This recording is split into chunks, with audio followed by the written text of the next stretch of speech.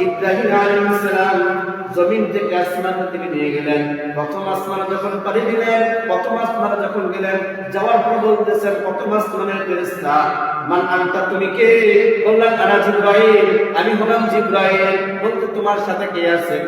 মুহাম্মদ সাল্লাল্লাহু আলাইহি ওয়াসাল্লাম আছে। ওনাকে কি আল্লাহ রাব্বুল আলামিন ডেকেছেন?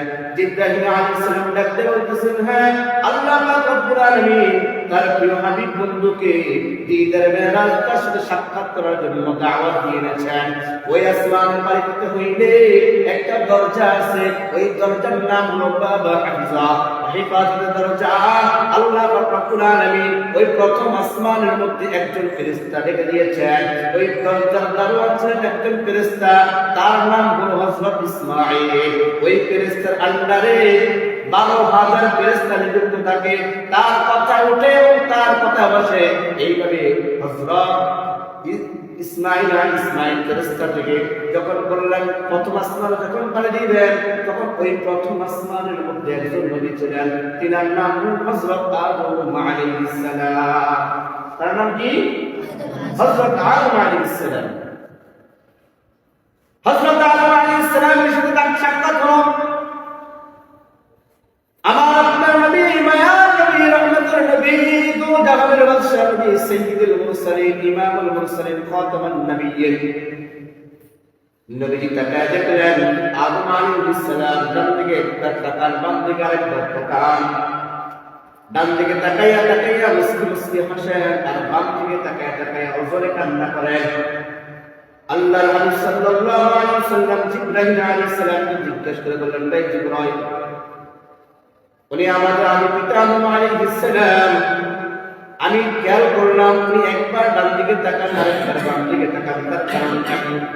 জিবরাইল আলাইহিস সালাম ডাকতে বলতেছেন, ইয়া রাসূলুল্লাহ, ইয়া হাবিবাল্লাহ, উনি ডান দিকে তাকান এর জন্য ওনার রূহানি সন্তানগুলা, ওনার দুনিয়ার জমিনে যে সন্তানগুলা পৃথিবীতে এসেছেন, ওই সন্তানগুলা ওই জায়গার মধ্যে জান্নাতের মধ্যে খেলাধুলা করতেছেন।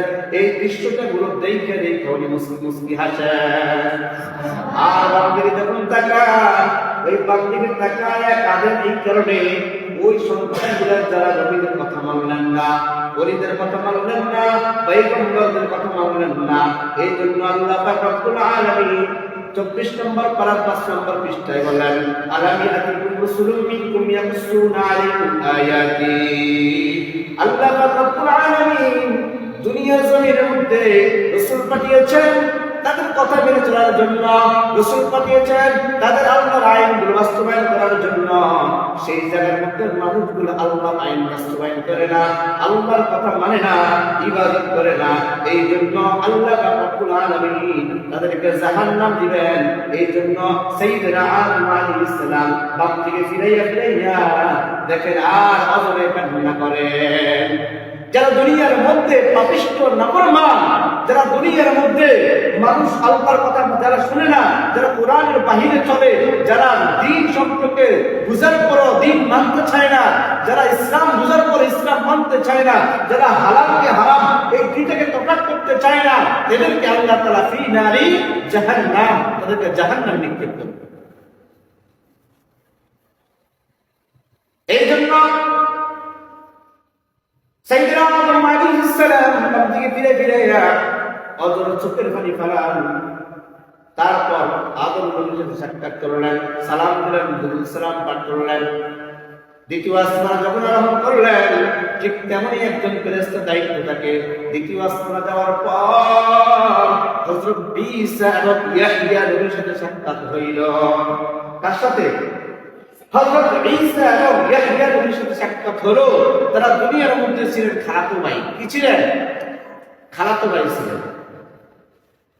ঈসা আলাইহিস সালাম সাক্ষাৎ করলেন, করার পর কথাবার্তা বললেন, দুরূদ সালাম করলেন, মোবারকবাদ জানাইলেন। তৃতীয় আসমানে যখন আরোহণ করলেন, ওই তৃতীয় আসমানের মধ্যে সাইয়্যিদনা ইউসুফ আলাইহিস সালাম দেখা হলো। ইউসুফ আলাইহিস সালামের সাথে দেখা হওয়ার পর আল্লাহ হাবিব সাল্লাল্লাহু আলাইহি ওয়াসাল্লাম মেরাজের দুনিয়ার জমিনের মধ্যে আসলেন। আসার পর সাহাবা کرامদের মাঝে বয়ান করে বলেন, আল্লাহ তাআলা হযরত ইউসুফ নবীকে কি এত সুন্দর দান করেছেন, গোটা পৃথিবীর অর্ধেক সুন্দর হযরত ইউসুফ নবীকে আল্লাহ দান করেছেন। ইউসুফ নবী কত সুন্দর ছিল, আল্লাহ তাআলা হযরত ইউসুফ নবীকে অর্ধেক সুন্দর। মিশরের মেয়েরা ইউসুফ নবীকে দেখা ফল পেতে যাইয়া হাত কেটে ফেলেছেন। এক নারী আসে আম্মাদের আয়েশা সিদ্দিকা রাদিয়াল্লাহু তাআলা বলেন, ইউসুফ নবী কত সুন্দর, আমার নবী কি তার চাইতে সুন্দর বেশি?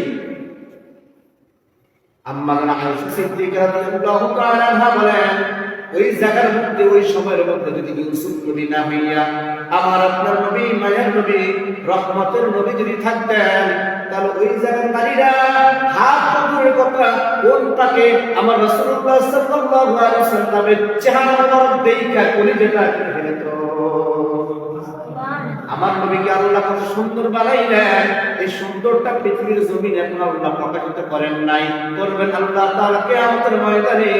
নবীর গায়ের মধ্যে একটা চাদর আছে, চাদর, এই চাদরের কারণে আমার নবীদের সৌন্দর্য পুরোপুরি প্রকাশ হয় নাই। আল্লাহর হাবিব সাল্লাল্লাহু আলাইহি ওয়াসাল্লামের যখন আল্লাহ তাআলা ওই সৌন্দর্য চাদরটা যখন সরিয়ে দিবেন, গোটা কিয়ামতের মাঠ আমার নবীর সৌন্দর্য নূরের আলো দ্বারা আলোকিত হয়ে যাবে। সুবহানাল্লাহ। আল্লাহর হাবিব সাল্লাল্লাহু আলাইহি ওয়াসাল্লাম তৃতীয় আসমান পাড়ি দিলেন, চতুর্থ আসমান পাড়ি দিলেন, পঞ্চম আসমান পাড়ি দিলেন, ষষ্ঠ আসমানের মধ্যে হযরত মূসা আলাইহিস সালামের সাথে দেখা হইলেন। দেখা হওয়ার পর মূসা আলাইহিস সালামের সাথে সাক্ষাৎ করলেন, কথাবার্তা বললেন, মুবারকত জানাইলেন। তারপর সপ্তম আসমানে চলে গেলেন। ওই সপ্তম আসমানের মধ্যে হযরত ইব্রাহিম নবী বসে আছেন, মাকামে মাহমুদের মধ্যে বসে আছেন। কোথায়? মাকামে মাহমুদের মধ্যে বসে আছেন। ইব্রাহিম নবীর সাথে সাক্ষাৎ করলেন, করার পর আল্লাহর সাথে যখন সিদরাতুল মুনতাহা যখন পর্যন্ত গেলেন, সেইখানের মধ্যে একটা বড়ই গাছ আছে। কি আছে? বড়ই গাছ। এটা কোন বলা হয়? ওই বড়ই গাছের গোড়ার মধ্যে একজন লোক চেয়ার নিয়ে রাহিনী বসে আছেন। তখন সেই সময় মেরাজের রজনীর মধ্যে আজরাইল আলাইহিস সালাম কোন ব্যক্তির জান নেওয়া করেন না। জিবরাইল আলাইহিস সালাম জিজ্ঞেস করলেন, ভাই জিবরাইল, ওই দূরে একটা বড়ই গাছ দেখা যায়, ওই বড়ই গাছের গোড়ার মধ্যে কে? তেনাকে তো চিনলাম না। বললেন, উনি বলেন মালাকুল মাউত হযরত আজরাইল আলাইহিস সালাম। আর যে গাছের উপরে যে পাতাগুলো দেখতেছেন বড়ই পাতা, ওই গাছের পাতার মধ্যে আপনার এক একটা উম্মতের নাম লিস্ট করা আছে, হায়াত মত সব লেখা আছে। সেখানে কি লেখা আছে? হায়াত মত সব লেখা আছে। বললেন, যখন পাতাটা যখন ছোট থেকে বড় হয়, বড় হয়ে যাওয়ার পর যখন লাল হয়ে যায়, যখন শুকায় যায়, যখন পরে তার ওই ব্যক্তি হায়াত শেষ, আজরাইল তার নাম ঠিকানা নিয়ে তার ওইখানে তার জানটা ব্যবস্থা। সময় সংকীর্ণ, অল্প সময়ের মধ্যে শেষ হয়ে যাবে। আল্লাহর হাবিব সাল্লাল্লাহু আলাইহি ওয়াসাল্লাম তখন আল্লাহ পাক রব্বুল আলামিন ইনদা সিদরাতুল মুনতাহা ইনদাহা জান্নাতুল মাওয়া, ওই সিদরাতুল মুনতাহা একেবারে কাছে ছিলেন জান্নাত, একেবারে নিকট আল্লাহর আরশ আযমের কাছে ছিলেন সিদরাতুল মুনতাহা ইনদা জান্নাতুল মাওয়া। আবার ওই বিজ্ঞাপন দিক দিয়া জান্নাতের কাছে ছিলেন। এই জন্য আল্লাহ হাবিব সাল্লাল্লাহু আলাইহি ওয়াসাল্লামকে নিয়ে গেলেন আল্লাহর সাথে দিদার লাভ করার জন্য। ওইখানের মধ্যে অনেক ঘটনা আছে, ওই ঘটনাগুলো বলতে গেলে সময় কষ্ট হবে না। এই জন্য ভাইরা আমার, বন্ধুরা আমার, আল্লাহর সাথে মুলাকাত করার পর আল্লাহ তাআলা বান্দাকে অনেক সুন্দর করে একটা হাদিয়া দিলেন। আল্লাহ হাবিব সাল্লাল্লাহু আলাইহি ওয়াসাল্লামকে হাদিয়া দিলেন 50 ওয়াক্ত নামাজ দিলেন। নবী আনন্দের সাথে 50 ওয়াক্ত নামাজ নিয়ে যখন জমিনের মধ্যে আসবেন, ষষ্ঠ আসমানের মধ্যে সাইয়েদনা মূসা আলাইহিস সালামের সাক্ষাৎ হইল। সাক্ষাৎ হওয়ার পর হযরত মূসা আলাইহিস সালাম বলতেছেন, প্যারা হাবিব, ইয়া রাসূলুল্লাহ, ইয়া হাবিবাল্লাহ, আপনাকে আল্লাহ তাআলা কি হাদিয়া দিয়েছেন? বন্ধুর সাথে মোলাকাত করলেন, আল্লাহর সাথে দিদার লাভ করলেন। আল্লাহ তো আপনাকে কিছু হাদিয়া না দিয়া দুনিয়ার জমিনের মধ্যে পাঠাইবে না। আল্লাহ আপনাকে কি হাদিয়া দিল? তখন আমার নবী মায়ার নবী রাহমাতুল লিল আলামিন আনন্দের সাথে গর্বের সাথে ডাক দিয়ে বললেন, ও পয়গম্বর মুসা, আল্লাহ তাআলা আমাকে 50 ওয়াক্ত নামাজ হাদিয়া দিয়েছেন। কয়ক্ত? 50 ওয়াক্ত নামাজ হাদিয়া দিয়েছেন। মুসা নবী ডাক দিয়ে বলতেছেন, ইয়া রাসূলুল্লাহ, আপনার উম্মতরা 50 ওয়াক্ত নামাজ আদায় করতে পারবে না। এরা দিন থেকে মাহরুম হয়ে যাবে। এরা দিন থেকে মাহরুম হয়ে যাবে। বললেন এরা দিন থেকে মাহরুম হয়ে যাবে। আমার উম্মতকে 2 ওয়াক্ত 3 ওয়াক্ত অন্যান্য নবীদেরকে উম্মতদের 2 ওয়াক্ত 3 ওয়াক্ত নামাজ দিয়েছে, এরা সেটাই করে নাই। 50 ওয়াক্ত নামাজ যদি দেয়, এরা খাইবে কখন, ঘুমাইবে কখন, কাজ করবে কখন? এরা খাইবে কখন, ঘুমাইবে কখন, কাজ করবে কখন? ওরা আপনার ইবাদত করবে না, এরা আপনার ইবাদত হয়ে যাবে। এই জন্য বললেন, যান আপনার আল্লাহর কাছে যাওয়ার পর আল্লাহর কাছে কমায় আনেন। আল্লাহ নবী সাল্লাল্লাহু আলাইহি ওয়াসাল্লাম চলে গেলেন, আল্লাহর কাছে চলে গেলেন। বললেন, ইয়া আল্লাহ, আমার উম্মত পারবে না, একটু কমায় দেন। আল্লাহ কমায় দিলেন 5 ওয়াক্ত। আমার আল্লাহর কাছে বললেন, এখন আছে মাত্র আছে 45 ওয়াক্ত হয়েছে, মাত্র 5 ওয়াক্ত হয়েছে। বললেন, আপনি আমার যান। আবার বললেন, আবার আসলেন, আবার আসলেন। এক জায়গায় 9 বার গেছেন, 9 বার। 9 বার যাওয়ার পর 5 ওয়াক্ত নামাজ আসলেন। আবার মুসলমান ডাকতে বলতেছেন, আপনি আবার যান। বললেন, আবার বের হবে না, আমি আর যেতে পারবো না, কারণ আমি যদি যাই আমার বড় লজ্জা লাগে। আল্লাহ প্রতিজ্ঞা ডাক দিয়া বলেন, ইয়া হাবিব, ইয়া রাসূলুল্লাহ, ওগো আমার প্রিয় হাবিব, আপনি আমার কাছে আবার আসলো, আমি আল্লাহ নামাজ পড়াইতাম না। তবে সুসংবাদ দিয়ে দিলাম, যে উম্মত আপনার কথা শোনার পরে আইনগুলো দিয়েছি 5 ওয়াক্ত নামাজ যে উম্মত আদায় করবে, আমি আল্লাহ ওই উম্মতের আমলনামায় 50 ওয়াক্ত নামাজের সওয়াব দিয়ে দিলাম। কয়টা সওয়াব?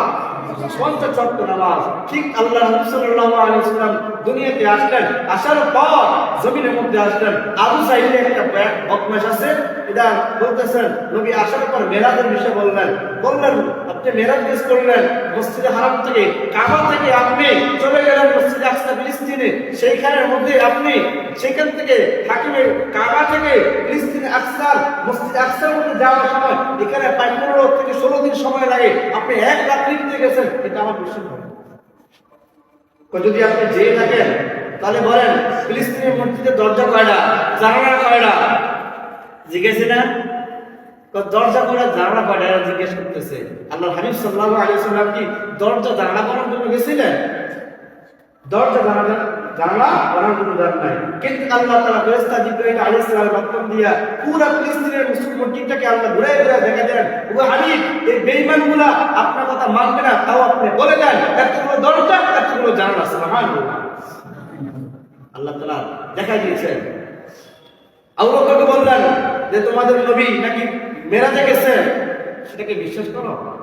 বললেন, এটা যদি রাসূলুল্লাহ সাল্লাল্লাহু আলাইহি ওয়াসাল্লামের জবান থেকে যদি বের হয়, তাহলে আমি আবু বকর বিনা দ্বিধায় আমি এটাকে বিশ্বাস করে নিলাম।